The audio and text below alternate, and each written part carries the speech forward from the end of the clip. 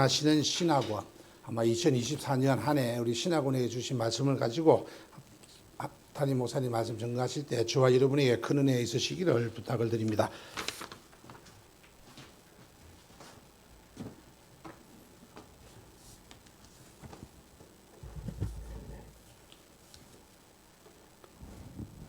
기도하겠습니다.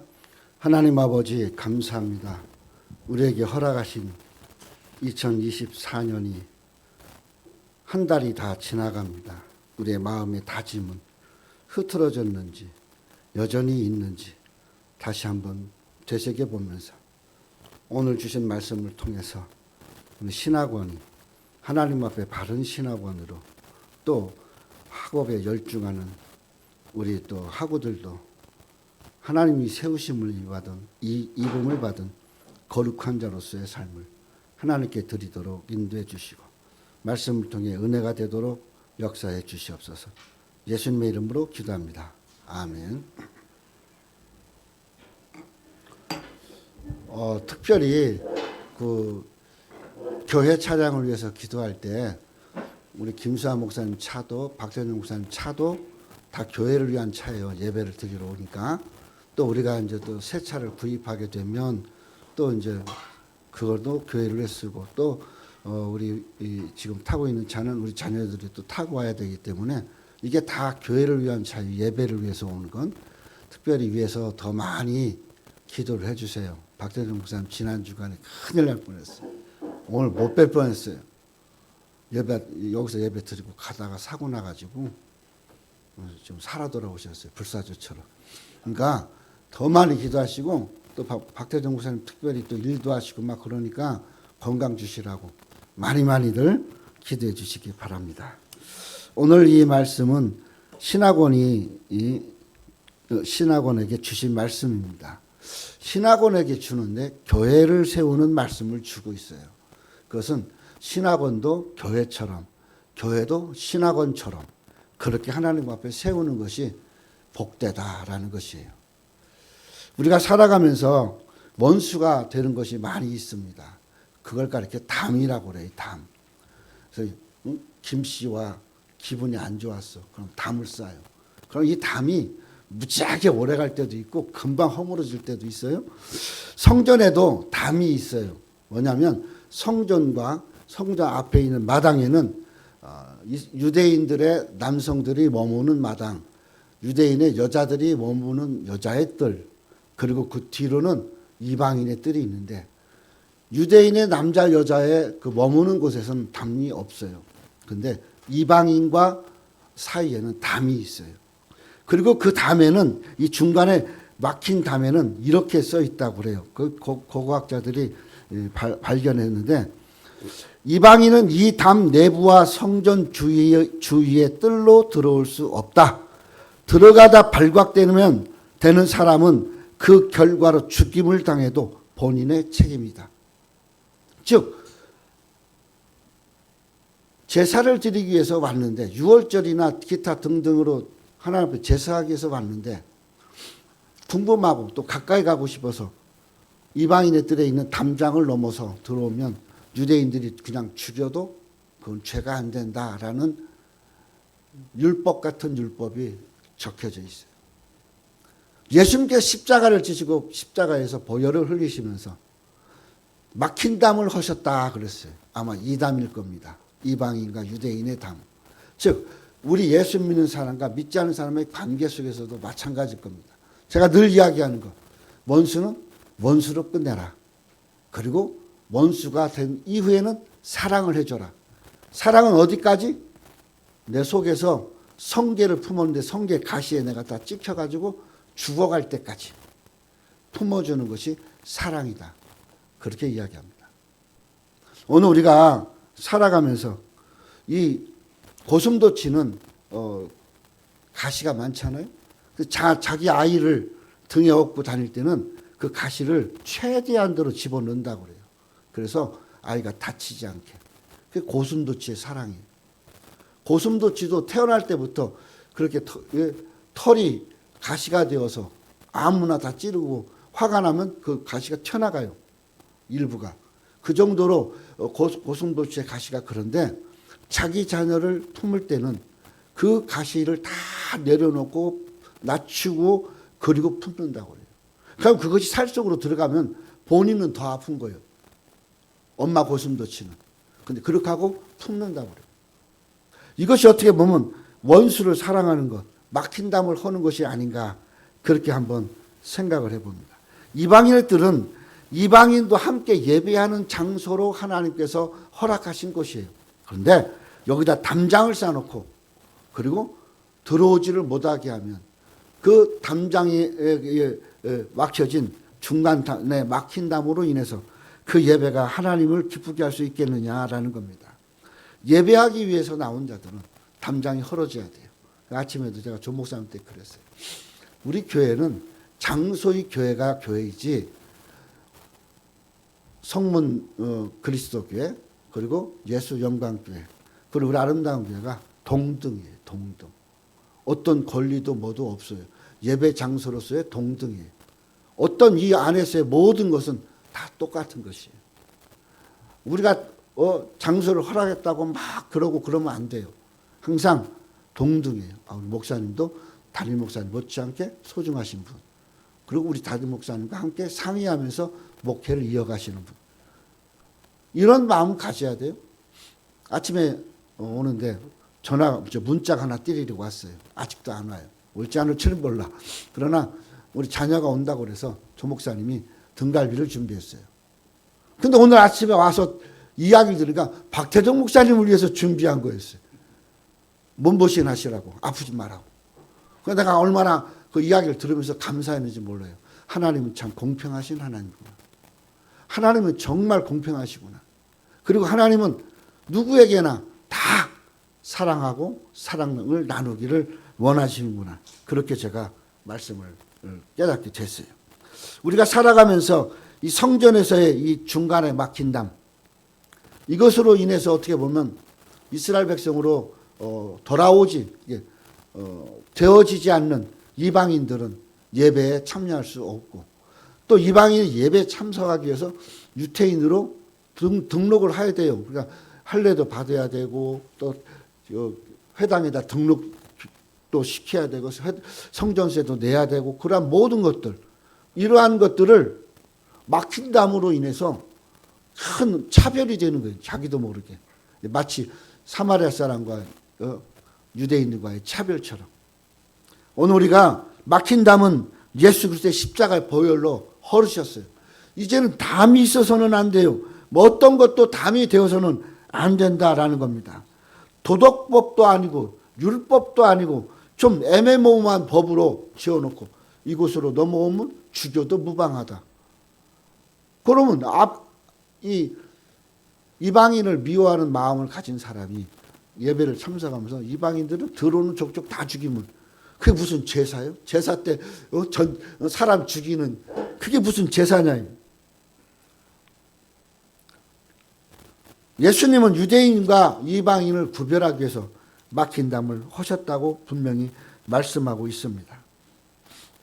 이 둘은 자기 안에서 한 세 사람으로 지어 합평하게 하셨다라고 이야기하고 있어요. 오늘 15절에 오늘 말씀 이 뒤에 앞에 나온 말씀에 법조문으로 된 계명의 율법을 폐하셨으니 이는 이 둘로 자기 안에서 한 세 사람으로 지어 화평하게 하시고 예수 안에서 이방인과 유대인이 한 사람으로 재창조됐다. 재창조의 문제 새롭게 됐다라는 의미를 이야기하고 있습니다. 그러므로 오늘 우리들은 예배하는 자로서 우리의 마음과 또 예배를 준비하는 자들과 예배의 순서를 참여하는 자들과 이 모든 것이 하나가 될 수 있어야 돼요. 막혀서 너는 너, 나는 나 이런 그런 제도적인 그런 차별이 있어서는 안 된다는 겁니다. 왜? 바로 교회는 그리스도의 몸이기 때문입니다. 이 몸된 교회를 오늘 본문에는 분명히 그렇게 이야기하고 있습니다. 선지자들과 사도들과 선지자들. 사도는 신약을 대표하고 선지자는 구약을 대표합니다. 이 두 개의 터 위에 세우심을 입어서 예수 그리스도가 모퉁이 돌이 되어서 그 안에서 건물끼리 서로 연합하고 그 결국 뭐예요? 건물이 여러 동이 다르게 있을 수 있다는 거죠. 오늘날 교회도 마찬가지죠. 교회가 우리나라에도 4만여 교회가 있고 뭐 이렇게 많은 교회들인데 이 교회들마다 서로 연결하여 주 안에서 성전이 되어가고 너희도 성령 안에서 하나님이 거하실 처소가 되기 위하여 그리스도 예수 안에서 함께 지어진다. 그렇게 말씀하고 있습니다. 즉 그리스도 예수 안에서 함께 지어진다는 건 원수가 없다는 거예요. 차별이 없다는 것이에요. 십자가로 다 소멸이 됐다라는 겁니다. 또 십자가로 이 둘을 한 몸으로 하나님과 화목하게 하려 하십니다. 원수된 것으로 또 십자가로 소멸하시고 이렇게 오늘 본문에 이야기하고 있잖아요. 원수 되어졌다는 것이 소멸되었다는 것은 이 죄의 결과로 인해서 나누어지고 또 서로 분파와 분당이 되고 분열되어지는 것 이런 것들이 근본적으로 예수 그리스도 안에서 해결되는 것이 교회다 이 말인 거죠. 즉 우리 신학원도 마찬가지입니다. 그 터 위에 세워진 신학이기 때문에. 그래서 저주의 십자가가 아니라 축복의 십자가가 되고 예수님의 십자가가 우리 모든 문제, 죄, 이 모든 것을 자유할 수 있도록 치유하셨다는 거죠. 그러니 예수 안에서 당연히 막힌 담은 허물어져야 되는 겁니다. 예수님은 우리 화평으로서 예수님 안에 있는 자들을 예수님의 피로서 하나가 되게 그래서 하나님께 나아가게 해준 것입니다. 이거는 가능성을 열어둔 것이 아니라 확신으로 열어둔 겁니다. 누구나 다 구원받은 모든 자들은 하나님 앞에 나아갈 수 있어야 돼. 나아갈 수 있어야 되는데 거기에는 어떤 그 차별이나 담이나 이런 것이 필요가 없다라는 거예요. 왜? 한 성령 안에서 역사하시고 한 성령 안에서 예수 그리스도 한 몸에 세움을 받고 그리고 하나님이 거하시는 터전을 만들기 때문입니다. 그러므로 오늘에는 에베소 2장 19절에 그러므로 이제부터는 너희는 외인도 아니요 나그네도 아니요 오직 성도들과 동일한 시민이요 하나님의 권속이라. 나그네도 아니요. 나그네가 우연히 가다 들려서 그렇게 또 떠나가는 그런 것도 아니고 그리고 왜 이방인도 아니고 오직 뭐예요? 동일한 성도들로서 하나님 앞에 한 시민이요 하나님의 권속, 하나님의 속해 있는 가족이다 이 말인 거예요. 구원받기 전에는 멀리 있었는데 구원받은 후에는 스스로 외인이나 나그네처럼 되지 말고 어떻게 해야 돼? 연합할 수 있고 함께할 수 있는 내 마음이 오픈, 내 마음의 벽이 허물어져야 된다라는 겁니다. 누구나 다 맞이할 수 있고 누구나 다 얻을 수 있고.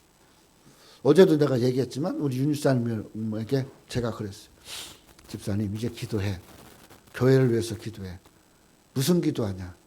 예수님 내가 휠체어 타고 들어가는 교회를 주시옵소서. 그렇게 기도해. 윤 집사님이 휠체어를 타고 들어올 수 있는 것은 딱 두 가지 조건. 1층이거나 엘리베이터가 있거나 위에서 기도해. 그럼 여기는 아니다라는. 여기는 하나님 그 장소를 주실 때까지 여기는 예배하는 곳이에요. 그렇게 기도하고 있어요. 저도. 윤 집사랑 똑같이 우리 조 목사님도 나도 기도하고 있어요. 여러분도 그렇게 기도해야 돼요. 그래서 함께 참여해서 예배하고 은혜받고 축도받고 이것이 이루어지는 교회가 될 수 있어야 된다는 겁니다. 집에서 이렇게 예배 드리려면 순서가 약식이 되고 또 둘이 앉아서 하려면 또 야단도 쳐야 되고 막 이런 게 나와. 그래서 때로는 그래. 내가 예배 드리면서 미안한 밤도 있어요. 근데 이제는 교회가 함께 예배할 수 있는 공간으로 교회로 세워질 수 있는 장소를 달라고 우리 다 같이 기도해야 됩니다. 막힌 담을 헐어야 된다라는 것이죠. 바울은 건물을 비유해서 교회의 모습을 설명하고 있습니다. 모든 건물은 주인이 원하는 대로 지어집니다. 주인이 원하는 건물에 대한 외형도 만듭니다. 그리고 주인이 원하는 구조를 냅니다. 하나님도 마찬가지입니다. 주님으로 말미암아 예배하는 자들이 하나님께 예배할 수 있는 좋은 그런 원하는 하나님이 원하는 방법대로 교회가 세워져야 되고 그리고 교회 외형도 하나님을 그렇게 기뻐하는 교회로 가야 되는 거죠. 구조도 마찬가지입니다. 차별을 두지 말고 함께하는 그런 교회가 되어지고 그런 신학교가 신학교에도 막힌 담이 없어. 누구든지 와서 공부할 수 있고 공부할 수 있는 사람은 와서 공부해서 하나님의 일꾼으로 되어져야 되는 겁니다. 오늘 본문은 주님이 원하시는 교회, 신학원의 모습을 말씀하고 있어요. 그러면 좋은 신학원과 교회가 되려면 좋은 터가 되어야 됩니다. 터가 좋아져야 돼요. 오늘 본문에는 너희 사도들과 선지자들이 내 터 위에 세우심을 입은 자라 그렇게 이야기하고 있어요. 좋은 터는 바로 신약, 구약, 복음 위에 세워진 것이고 그리고 그 복음의 근본인 예수 그리스도가 모퉁이 돌이 되어야 된다라는 것이에요. 오늘 우리는 진리는 신약, 구약이 합쳐져 있는 성경 말씀이 진리입니다. 그리고 그 진리의 근본은 예수 그리스도시고 그러면 교회는 우리 신학교는 학문을 가르치고 또 어떤 그런 사람이 살아가는 모든 형태를 배우고 그런 것이 아니라 예수 그리스도를 배우고 예수 그리스도를 믿게 하고 예수 그리스도를 위해서 사명을 감당하고 살아갈 수 있도록 키우는 것이 신학교이고 그 신학교에서 배운 학생들과 또 사명자들을 통해서 교회가 연합되고 유기되어져서 하나님을 기쁘게 하고 그렇게 세워져야 된다라는 것이에요. 그러므로 신학교, 특히 신학원에 있는 교회는 신학원을 앞세워도 안 되고 교회가 앞서도 안 돼요. 동등해야 돼요. 그래서 오늘 이 말씀은 교회의 말씀이 아니라 우리 신학교의 말씀도 참 적당한 그런 말씀인 겁니다. 어디 가면 그렇게 이 신학원은 어느 장로님이 얼마큼을 투자해서 이 교회는 어느 집사님과 권사님이 얼마큼을 해서 헌금을 해서 교회가 세워지고 뭐하고 그렇게 자기 자랑에 빠지는 것도 많이 봅니다. 그러나 교회와 신학원은 그렇게 사람에 의해서 세워지고 사람이 칭송받는 것이 아니다라는 것이에요. 이렇게 작은 교회든 이거보다 더 작을 수도 있고 또 운막일 수도 있고 좋은 집일 수도 있고 세우신 분은 그리스도이시고 그리스도의 몸으로 세워졌고 그러므로 우리가 그 그리스도의 몸으로 세워진 터 위에 교회가 세워져 가는 진행되어져 가는 그런 교회 그런 신학원이 되어야 된다라는 것이. 그래서 신학원에는 차별이 없어요. 이거 갖고도 저도 많이 고민을 했어요. 오는 사람들도 그렇고 얼마나 고민을 많이 나이가 많은 사람들도 올 것이고 교회를 목회로 이야기하면 은퇴할 나이가 됐는데 공부하러 오시는 분도 있어요. 그래서 제가 고민을 많이 했어요. 그 윤 집사가 처음 공부하면서 약 2년 가르치면서 깨달은 게 있어요. 하나님 내게 주신 게 있어요. 신학교는 담이 없어야 된다. 담이 없고 잘 가르치고 잘 공부시키고 잘 훈련시키고 그리고 교회로 영성이 충만해지는 그런 신학교 그런 학생들이 공부를 하는 것이 신학교다. 저는 그렇게 깨닫게 됐죠. 그러므로 신학교는 진리를 가르치는 거예요. 진리는 가르쳐서 깨달아지는 것도 아니에요. 사실 진리는 내가 경험되고 믿어져야 돼요. 믿어지지 않는 한 진리는 진리라고 할 수가 없어요. 그러므로 우리의 믿음의 가장 기본이 뭐냐? 예수 그리스도의 부활을 믿는 거예요. 이 믿음 위에서 훈련받고 공부하고 배우고 그렇게 해야 된다는 거죠. 구약과 신약에 증거하는 진리는 예수 그리스도 자신입니다. 선지자들은 오실 예수, 사도들은 오신 예수, 오실 예수 그렇게 전하고 있는 겁니다. 우리는 그것을 통해서 학문으로 가르치고 또 믿음으로 받게 하고 그리고 함께 연합되어져 가는 그런 신학교와 교회가 되어야 돼요. 한 10여 년 됐죠. 10여 년 전에 릭 워런이라는 미국의 목사에 의해서 그의 책이 있어요. 목적을 이끄는 삶이라는 책이 있어요. 그 책이 한간에 한참 히트가 되면서 부작용이 생겼어요. 왜냐? 이 책은 철저한 알마니아적이고 철저한 인본주의 책이에요. 목사님 썼는데 그 교회도 커요. 그러다 보니까 성경은 왜 들고 다녀? 교회에다 이렇게 비치해 놓으면 되지. 이게 여기서부터 시작한 거예요, 사실은. 우리 교회도 비치해 놔요. 갖고 오면서 차 안에서 이렇게 떨어뜨리고 막 그럴까 봐 나는 그래서 비치해 놓는 거지. 예배 드리는데 편하게 하라. 그건 아니에요. 또 찬송도 잘 안 불러요. 복음성을 주로 불러요. 예배 시간 전에 복음성 막 부르고 그냥 사도신경 하면 다행이야. 그냥 대표기도 하고 바로 설교 들어가고 그리고 축도를 안 하고 마칠 때도 있고 축도하고 마칠 때도 있고 그런 예배 형태가 니고런이 그 가리키는 그 목적이 이끄는 삶에 나오는 책이에요. 참회 기도도 없어요. 회개도 안 해도 돼요. 죄사함 받았는데 뭐 회개하냐 이거예요. 와서 그냥 찬양하고 예배만 드리면 되지.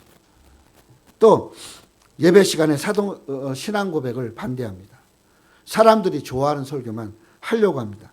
세상의 문화를 과감하게 채용하다 보니까 성경과 반대되는 것도 그냥 흡수하려고 들어요. 그러니까 모든 것이 문화가 되는 거예요. 명절 때 드리는 제사도 문화가 돼버리는 거예요. 이런 잘못된 폐단 그리고 성수주의를 철저히 반대해 이 사람들. 자유로워야 돼. 목요일도 금요일도 할 수 있지. 날짜 정하고 못 오면 바쁘면 거기서 예배 드려. 이렇게 된다는 거죠. 교단의 정체성도 없습니다. 세속화에 너무 가까이 가서 세속화된 것을 축복으로 생각합니다. 그리고 교회는 사회, 회사에 마케팅 전략이 뛰어나야 된다는 거죠. 그 회사에처럼 전도도 이런 마케팅 전략으로 전도를 하려고 하는 것이 문제입니다. 그러다 보니까 한동안 이때 당시에 뭐였냐, 이 앙케이트 조사하러도 다니고 전도지 들고 다니면서 그거 누가 이용하고 있어요 지금? 지금 이거 안상홍 여화정이 그 하나님 성에도 그렇고 신천지에서도 그거 갖다가 쓰는 거예요. 그들의 전도 전략으로 삼는 거죠. 거기에 들어가면 빠져나오기가 보통 쉬운 게 아니에요. 잘못된 줄 알면서도 쉽게 못 빠져나와요.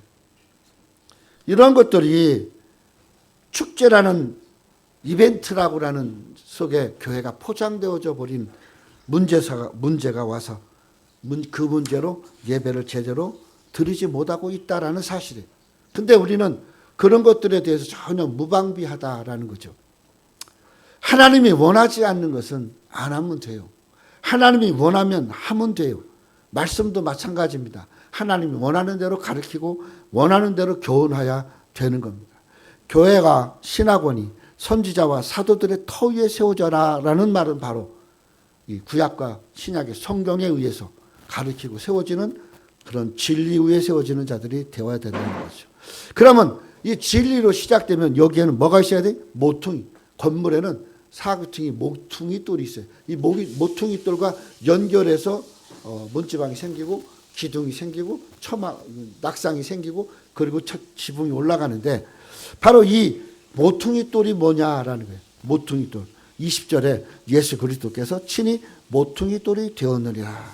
그러면 좋은 터를 닦았다면 그 위에 반드시 모퉁이 돌이 있어야 된다는 거예요. 모퉁이 돌.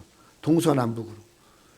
이것이 건물을 지탱하는 가장 중요한 그루터기가 되는 겁니다. 교회와 신학원도 마찬가지입니다. 교회와 신학원의 모퉁이 돌은 예수 그리스도입니다. 그러므로 예수 그리스도가 기초가 되어서 든든히 세워지는 교회와 신학교가 되어야 된다는 겁니다. 예수 그리스도의 십자가와 그 부활을 믿는 그 믿음이 그것이 바로 진리를 받아들이는 믿음이 되는 겁니다. 예수 그리스도 위에 서 있는 교회, 신학원은 세상의 온갖 역경과 그 고난의 바람이 불어도 든든할 수 있습니다. 중세기 때 순교자인 베네트라는 사람이 있습니다. 종교재판에서 사형을 언도받았어요. 예수 믿는다는 것 때문에. 사형이 집행이 되는 날 형을 집행하는 사람이 베네트에게 너의 주장을 포기해라. 그러면 지금 이 사형 집행하는 이곳에서도 너를 살려주마. 그때 이 베네트가 이렇게 이야기합니다. 예수 그리스도 외에는 다른 중보자를 나는 모릅니다. 그렇게 하고 순교를 당했어요. 오늘 우리가 정말 주를 위해서 산다. 복음을 가지고 산다. 내가 하나님 나라에 가서 누리고 살고 또 하나님 나라에 있어 먼저 간 분들을 만날 수 있는 믿음을 내가 이 땅에서 갖기 위해서라면 우리는 어떻게 해야 돼요? 예수 그리스도가 모퉁이 돌이심을 고백해야 돼요. 예수 그리스도가 기본이 되고 기초가 되는 예수 그리스도 외에는 용납이 안 되는 그런 믿음을 세워야 돼. 이 베네트처럼.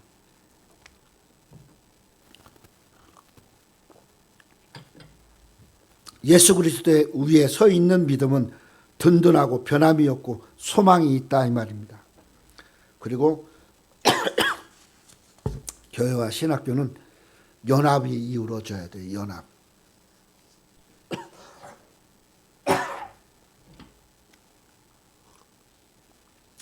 요즘 면역력이 좀 막 떨어져서 기침이 많이 나와요. 예. 물론 태생적으로 이 질병이 있어가지고 기관지 쪽으로는 아주 취약입니다. 이해해 주시기 바랍니다. 21절, 22절에 그 안에서 건물마다 서로 연결되어 주 안에서 성전이 되어가고 너희도 성령 안에서 하나님의 거하실 처소가 되기 위하여 그리스도 예수 안에서 함께 지어져 가느니라. 여기 함께 지어져 가느니라. 서로 연결하고 이 말은 같은 말입니다. 연합하라 이거죠. 진리의 말씀으로 좋은 터를 닦았고 그 기초에 세워지는 기둥은 믿음으로 세워지는 기둥이고 이젠 집을 지을 공사를 시작해야 됩니다. 좋은 건축자가 필요합니다. 또 어떻게 집을 짓느냐라는 것에 따라 또 달라지기도 합니다. 여러분과 저의 건축의 건축자는 성령님이십니다. 성령으로 우리가 교회가 세워져 올라가야 되고 그렇게 지어져 가야 됩니다.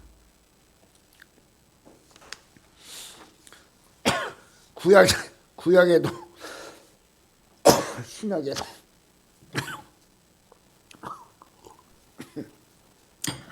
성령님의 역사는 동일합니다. 구약 성경에도 성령님에 대해서 약 90여 번 나오고 있어요. 또 재료가 좋아야 됩니다. 우리 성도들 자신이 좋은 재료입니다. 그래서 여러분과 제가 벽돌도 돼야 되고 그리고 철근도 돼야 되고 그리고 콘크리트도 돼야 됩니다. 그러므로 여러분들이 교회가 흐트러지지 않도록 교회가 흩어지지 않도록 여러분 자신의 믿음과 신앙이 흐트러지지 않도록 성령으로 더 견고하게 세워질 수 있어야 된다는 겁니다. 벽돌과 벽돌이 잘 연합되어 세워 올라가야 기둥이 튼튼한 것과 같은 것입니다. 왜 교회가 이렇게 건물이 지어져야 되느냐? 바로 하나님이 거하실 처소이기 때문입니다. 오늘 우리가 집을 지으면 그 집에는 주인이 들어갑니다. 그리고 그 주인이 삽니다. 교회는 주인이 예수 그리스도의 몸된 교회요. 하나님이 거하실 처소입니다. 그러므로 하나님이 살으시는 곳, 하나님이 주인으로 들어오십니다. 그러면 내 스스로의 신앙도 마찬가지고 교회도 마찬가지예요. 우리 스스로가 하나님이 들어오실 처소를 만들어야 돼요. 세상에 어떤 힘들고 어려운 일이 있어도 예수 믿는 믿음으로 이길 수 있어야 되고 예수 믿는 믿음으로 우리들 자신의 신앙이 세워져야 되고 또 교회가 세워져야 된다라는 거죠. 성령 하나님의 거하실 처소, 또 성령 하나님이 세우신 교회, 또 성령 하나님의 유기적인 연대 속에서 우리들 자신을 도구 삼으셔서 만드시는 하나님의 기쁘신 뜻을 살펴볼 필요가 있을 겁니다. 은혜를 받고 또 능력도 있고 또 모든 것을 다 해도 우리들 마음속에 뭐가 없으면 안 돼요? 믿음이 없으면 안 돼요. 믿음은 가장 기본적이고 가장 중요한 겁니다. 이 믿음으로 말미암아 병도 고치고 죽은 자도 살리고 교회도 세운다는 사실입니다.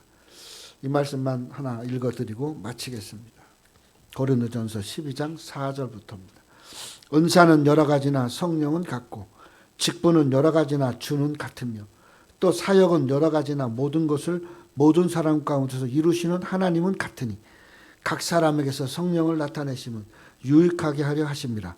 어떤 사람에게는 성령으로 말미암아 지혜의 말씀을, 어떤 사람에게는 같은 성령을 따라 지식의 말씀을, 다른 사람에게는 같은 성령으로 믿음을, 어떤 사람에게는 한 성령으로 병 고치는 은사를, 어떤 사람에게는 능력 행함을, 어떤 사람에게는 예언함을, 어떤 사람에게는 영들을 분별함을, 다른 사람에게는 각종 방언 말함을 어떤 사람에게는 방언을 통역함을 주시나니 이 모든 일은 같은 한 성령이 행하사 그의 뜻대로 각 사람에게 나누어 주시는 것이니라. 결국 한 성령이라는 거. 내가 방언을 하는 것도, 내가 믿음의 신유의 은사를 베푸는 것도, 내가 믿음으로 모든 일을 세워가는 것도, 이 모든 것이 지식도 지혜도 뭐예요? 한 성령이라는 거. 한 성령. 어떤 성령은 좀 차별 있게 좋은 성령이고 어떤 성령은 나쁘고 그런 것이 아니라 한 성령으로 이것이 세워진다는 거죠. 그러면 내가 예수를 믿고 구원 얻고 내가 하나님의 사람으로 부름받고 신학 공부해서 목사가 되어서 사역을 하는 것이나 또 우리 전사님들이 신학 공부해서 신학생이 되어서 또 이제 안수를 받고 주일을 하는 것이나 또 그러지 않고 예배 참여하면서 또 우리가 하나님의 일을 이뤄가시는 거나 모든 것이 어떤 거예요? 한 성령이라는 거예요. 한 성령. 다른 차별된 성령이 아닌 거죠. 한 성령이 하신다면 교회도 또 신학교도 마찬가지라는 거예요. 한 성령이 하십니다. 그러므로 오늘 우리는 이 말씀을 잘 생각하면서 교회 규모니 성도의 숫자니 이런 것이 중요한 것이 아니라 교회를 이루시는 것도 하나님이시고 교회를 세우는 것도 하나님이시고 우리의 믿음의 분량을 보시는 것도 하나님이시고 우리의 믿음대로 하나님 나라 가는 것도 가게 하시는 것도 하나님이시고 성령님이시라는 것을 믿음으로 행하시는 그런 하나님이 기뻐하시는 사역자들과 성도들이 되기를 바랍니다. 기도하겠어요? 하나님 아버지 감사합니다. 주님이 원하시는 신학원 또 주님이 원하시는 교회는 오늘 말씀대로 선지자들과 사도들의 터 위에 세워지는 것이라 말씀합니다. 우리가 예수를 믿고 그 믿음 안에서 모든 것이 행해지고 그 모든 것들이 세워지고 그 모든 하나님의 영광이 나타나는 그러한 우리 신학원과 우리 교회가 될 수 있도록 축복해 주시옵소서. 예수님의 이름으로 기도합니다. 아멘.